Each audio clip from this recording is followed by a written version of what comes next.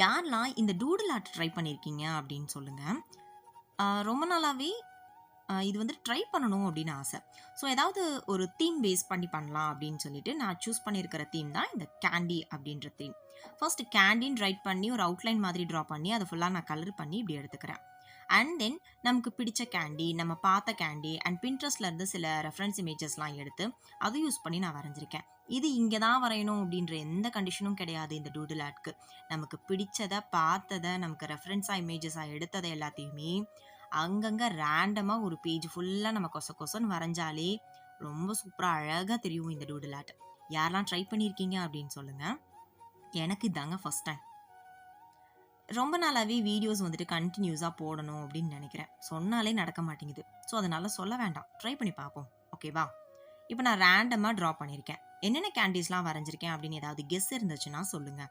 Candies வரைஞ்சதுக்கப்புறம் அதுக்கான அவுட்லைன்ஸுமே வந்துட்டு draw பண்ணிக்கிறேன்.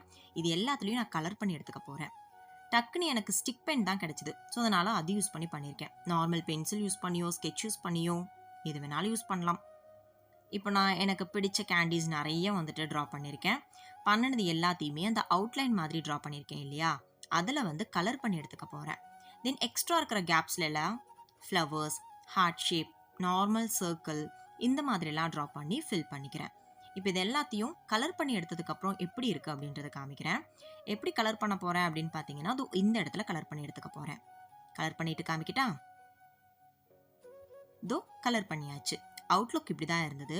நான் என்ன பண்ணியிருக்கேன், என் பாப்பா இதை கலர் பண்ணி எடுத்தா பாருங்களேன். அதை நான் உங்களுக்கு காமிக்கிறேன் பாருங்க. ரொம்ப சூப்பராக இருந்தது. இதோ இதுதான் ஓவரால் அவுட்லுக். நீங்களும் ட்ரை பண்ணீங்கன்னா கமெண்ட் செக்ஷனில் சொல்லுங்கள். தேங்க்யூ.